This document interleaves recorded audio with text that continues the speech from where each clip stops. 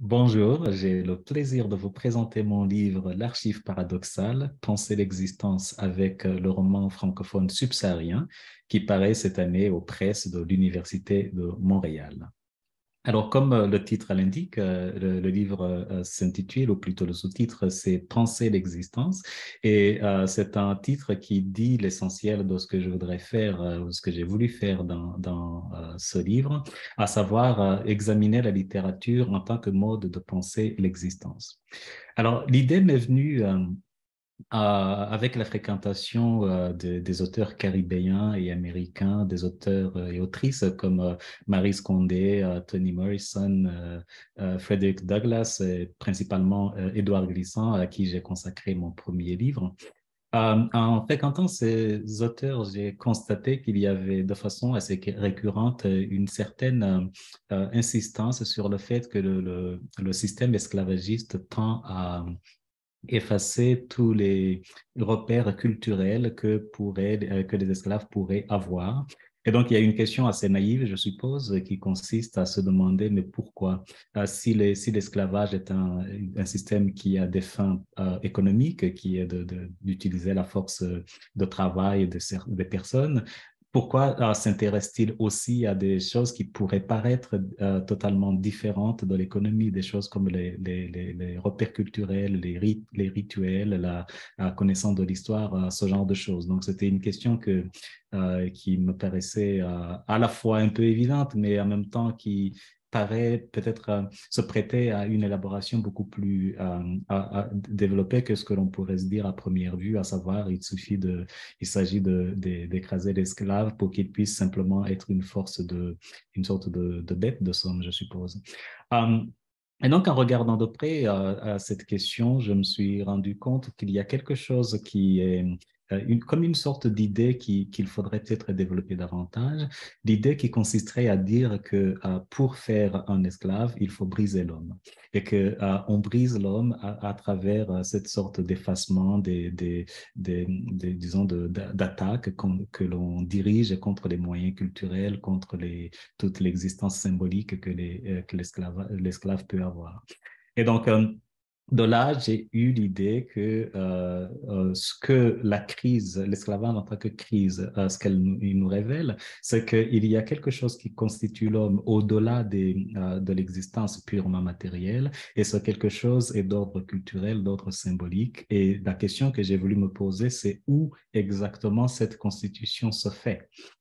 Et ce que j'ai intitulé l'archive paradoxale, c'est donc l'idée selon laquelle l'être humain se constitue par l'œuvre de la pensée à travers les créations esthétiques, à travers les créations des institutions, à travers toute l'œuvre que la pensée peut générer dans l'existence humaine. Et donc, si on l'approche de façon positive, on peut se dire la pensée, c'est cette œuvre à travers laquelle l'être humain se constitue en tant qu'être. Mais si on l'aborde du point de vue de la crise, telle que la crise d'existence des esclaves ou la crise coloniale, on voit l'envers de cette idée, à savoir que si justement on veut empêcher l'être humain de se constituer pour pouvoir le soumettre à des fins que par ailleurs il n'accepterait pas, il faut justement s'attaquer à la pensée. Et donc, j'ai voulu regarder comment les romans francophones contemporains, les publiés pour la plupart au cours des 20 dernières années, comment les romans francophones contemporains se saisissent de cette idée et la traduisent à travers une multitude de situations qui peuvent être des situations, on va dire, macro-sociétales, comme les romans de Leonora Miano, quand elle s'intéresse à la question de l'esclavage, ou Wilfrid Sondé, qui lui aussi, dans un de ses romans, s'est intéressé à cette question. Donc ça pourrait être d'un côté un peu macro-sociétal. Puis on pourrait regarder aussi à l'autre bout du continuum à des romans qui semblent s'intéresser à des destins individuels, comme les romans de Max Robet, par exemple, un Camerounais qui s'intéresse au destin des personnages homosexuels en Afrique ou en Europe. Donc, la question, c'était de voir si on s'intéresse à ce continuum qui va des populations dans leur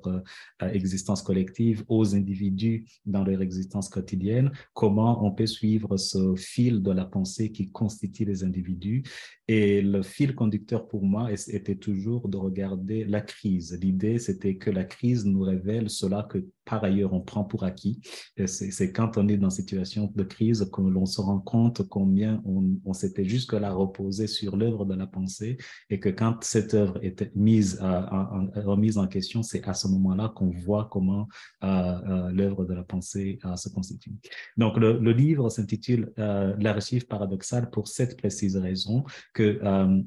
la pensée va s'archiver dans des formes matérielles qui peuvent être des récits, qui peuvent être des rituels, qui peuvent être des institutions, etc. Et donc, c'est une certaine manière, on peut parler d'une matérialité de la pensée. Et cette pensée est paradoxale parce qu'elle est à la fois capable de nous constituer en tant qu'être humain, mais aussi capable de nous défaire lorsque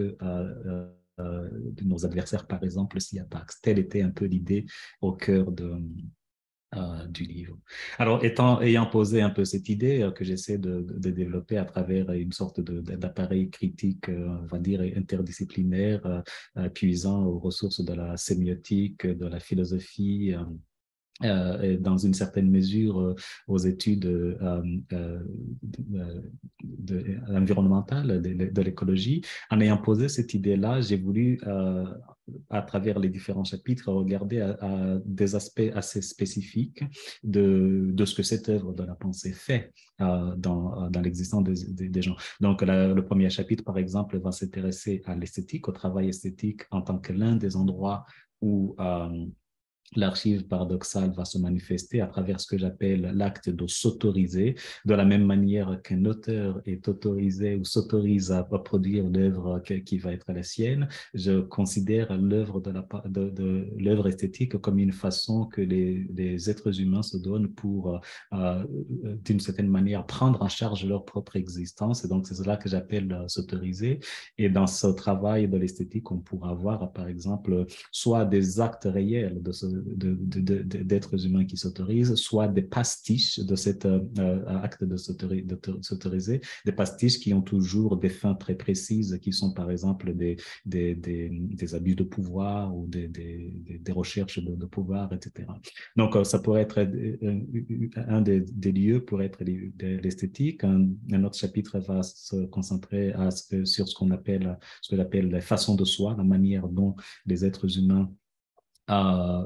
façonnent leur existence ou comment parfois, dans certains cas, contrefaçonnent l'existence des autres. On va regarder aussi la question de la culture en tant que façon pour tout un peuple de poser les termes, si vous voulez, ou les conditions de sa propre existence. Et ensuite, je regarde aussi les questions de pouvoir liées aussi aux questions de guerre. On sait bien qu'au XXe siècle, il y a eu beaucoup de guerres à travers le continent africain. Donc, c'est pas étonnant de trouver des romans qui vont d'une façon ou d'une autre aborder la question de la guerre. Donc ça, c'est un autre domaine dans lequel je vais regarder le travail de l'archive paradoxale. Et le dernier chapitre s'intéresse à ce que j'appelle l'émigration dans une sorte d'acception beaucoup plus élargie qui n'est pas seulement le déplacement des êtres humains, mais aussi le déplacement de matériaux comme par exemple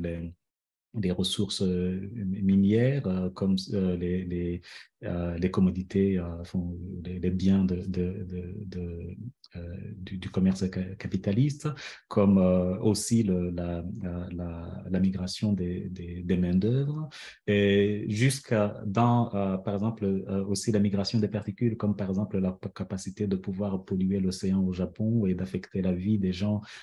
qui se trouvent en Afrique, par exemple, cette migration des matières qui montre aussi comment nous sommes reliés à l'environnement qui nous entoure et que cette question de l'existence n'est pas seulement l'existence des humains, mais l'existence des humains dans un contexte plus large existentiel qui est celui de l'horizon écosystémique dans lequel nous vivons. Donc, tel est un peu le parcours du livre dans son intégralité à travers les différents aspects que couvrent les chapitres que je décrivais.